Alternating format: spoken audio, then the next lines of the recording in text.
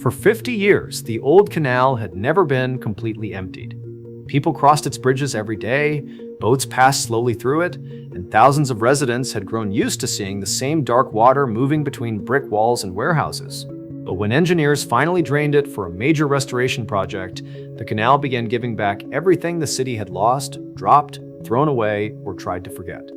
Bicycles appeared first, then shopping carts, old street signs, a rusted safe, pieces of machinery, even a damaged car half buried in the mud. Crowds gathered along the railings to watch workers pull decades of debris from the bottom. Then a local reporter walked into a quieter side channel that most of the public had ignored. That was where he saw it. Half buried in black mud was a huge orange object, rounded like an egg and almost completely covered in rust and hardened sediment. Only part of it was visible, but several strange metal projections stuck from one side. The reporter raised his camera and took a few steps closer. A worker behind him suddenly shouted for him to stop. Within minutes, the entire section of canal was being cleared, because what they had found was not ordinary garbage. The strange shape was enough to make the workers stop. No one tried to pull it free. Instead, they backed away and called specialists. The canal sat on the edge of an old Dutch port district not far from Rotterdam. Today, the area was lined with apartments, bicycle paths, warehouses, and cafes, but its waterways eventually connected through the river system to the North Sea. The canal had been renovated many times, but it had not been fully drained in roughly half a century. Over the years, sediment had built up along the bottom, locks had deteriorated, and engineers were increasingly concerned about hidden damage beneath the waterline. So the city approved a major maintenance project. Temporary barriers were installed, fish were moved, pumps lowered the water in stages. At first, the work looked almost entertaining. Residents leaned over bridges as bicycles, bottles, street signs, and other urban debris emerged from the mud. Then police were called to examine a rusted handgun recovered from another section, an early reminder that not everything on the bottom was harmless. For local reporter Thomas de Vries, the canal cleanup looked like the perfect human interest story. His original assignment was simple: film the unusual things workers were finding and interview residents who remembered the canal from decades earlier. By late afternoon, most reporters were crowded around the main section where a crane was preparing to remove an old vehicle. Thomas went the other way. A maintenance worker mentioned that one narrow side channel had also been drained, but had attracted almost no attention. It was smaller, darker, and filled with deeper mud. Thomas followed the temporary walkway toward it. At first, there was nothing worth filming. Then sunlight hit something orange near the center of the exposed canal bed.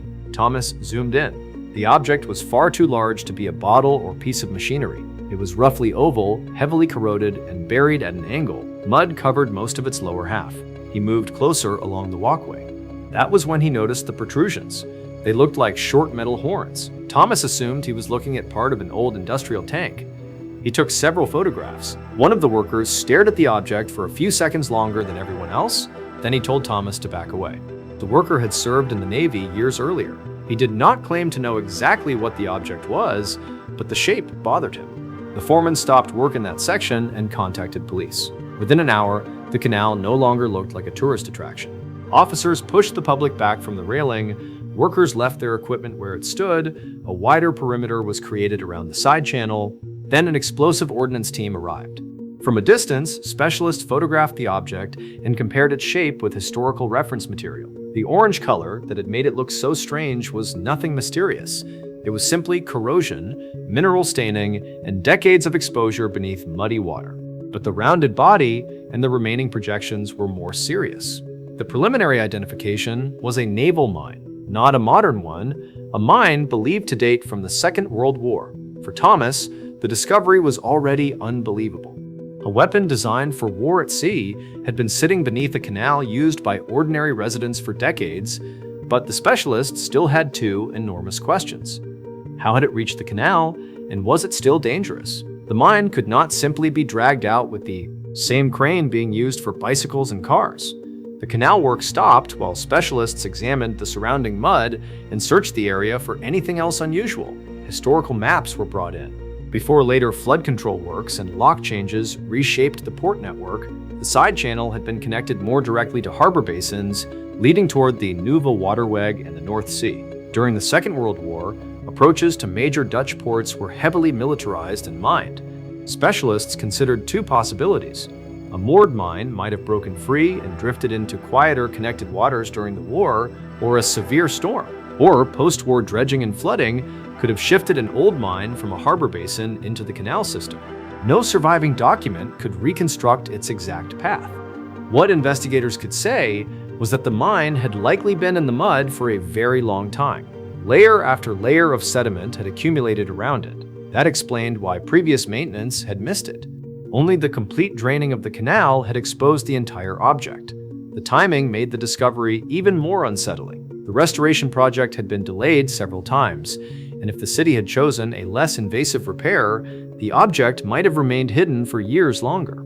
Engineers had originally expected the deepest mud to contain little more than scrap and construction debris. Nobody had planned for military history to become part of the job.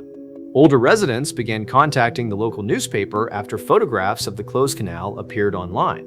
Some remembered stories from parents and grandparents about wartime sirens, damaged docks, and unexploded weapons being recovered after the liberation. None could remember anyone speaking about a mine in this particular canal. That absence made the object stranger. It had apparently vanished not only under mud, but from local memory. The second question was more disturbing. Age did not automatically make old ordnance harmless. The casing was badly corroded, and the internal condition could not be judged simply by looking at it. The safest assumption was that it remained dangerous until proven otherwise. That changed the operation completely. Nearby buildings were warned. Access to the section remained restricted. Specialists planned the removal under controlled conditions rather than treating the mine like scrap metal. Thomas watched from behind the police line as the object that had seemed like an interesting photograph turned into the center of a security operation, and then workers found something else. About 30 meters away, a metal detector reacted beneath the mud. For several tense hours, authorities feared a second mine. Excavation revealed only a large piece of wartime debris, possibly part of a damaged marine structure. It was not explosive, but the scare forced investigators to widen the search. The rest of the side channel was checked before normal restoration work could resume. Eventually, the mine was removed and transferred for disposal by specialists. No one was injured.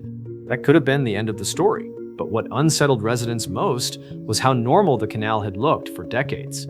Children crossed the bridge, boats used nearby waterways, crews worked along the banks, and beneath the mud sat a weapon from a war that had ended generations earlier. The cleanup had started as maintenance. It ended as a reminder that old conflicts can remain physically present long after they disappear from living memory. For Thomas, the orange object became the image that defined the entire project. He had gone looking for forgotten junk and found a piece of history nobody knew was still there. But here is the unsettling part. And the strange discovery in this canal was far from unique. Across Europe, other waterways have revealed objects every bit as bizarre, dangerous, or historically important. 4 cases in particular show just how much can remain hidden beneath calm water for decades. Take Paris. In 2016, the famous Canal Saint-Martin was drained for a major cleaning and maintenance operation. As the water disappeared, crowds gathered on the bridges to look at the bottom. The city of Paris later said the 2016 operation removed around 300 tons of waste. Bicycles, shopping carts, bathtubs, televisions, scooters, toilets, empty safes, and weapons. A handgun was found near the beginning of the cleanup, but earlier drainings had produced even stranger discoveries.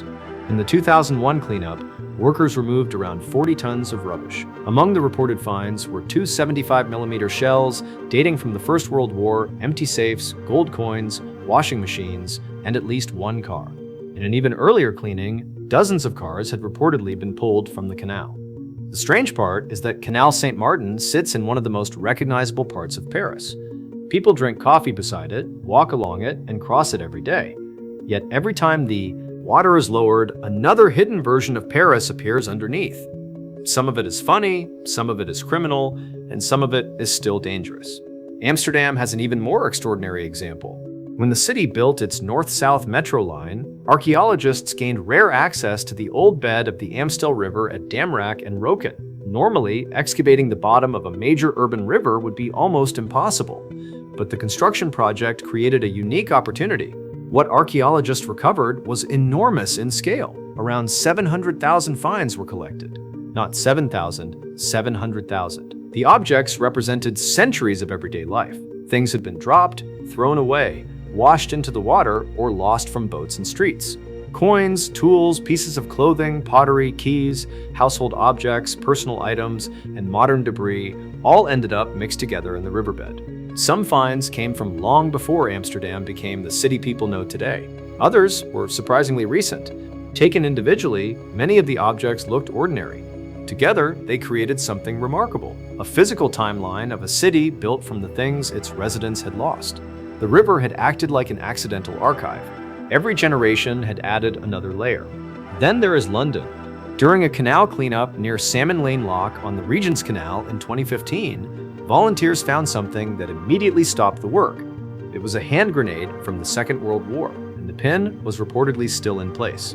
Police responded. The area was treated as dangerous, and the grenade was destroyed in a controlled explosion. But that was only one item in a much stranger list of things recovered from British waterways.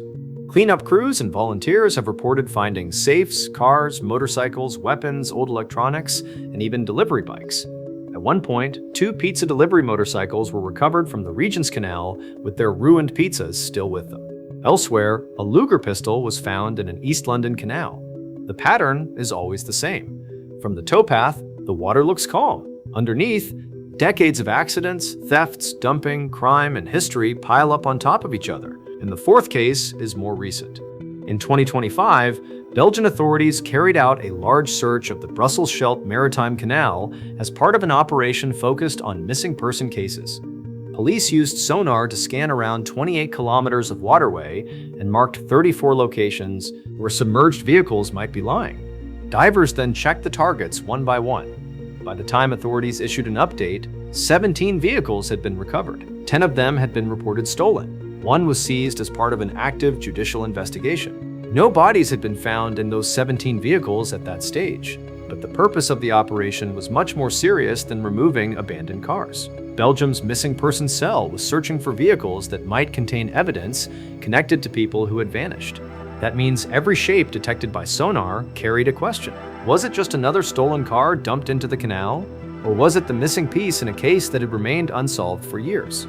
These 4 cases are wildly different, but they share one rule: water hides context. A bicycle becomes rubbish, a coin becomes archaeology, a car can become evidence, a weapon can stay dangerous long after the war that produced it. That is why old canals are more than waterways. Their surfaces keep moving, but their bottoms act like archives. Objects sink, mud seals them in. Years pass, so the next time you look down into an old European canal, remember, the water may not have erased what disappeared there. It may only be hiding it until someone drains the canal again. Canals do not always make things disappear. Sometimes they only decide when a city sees them again.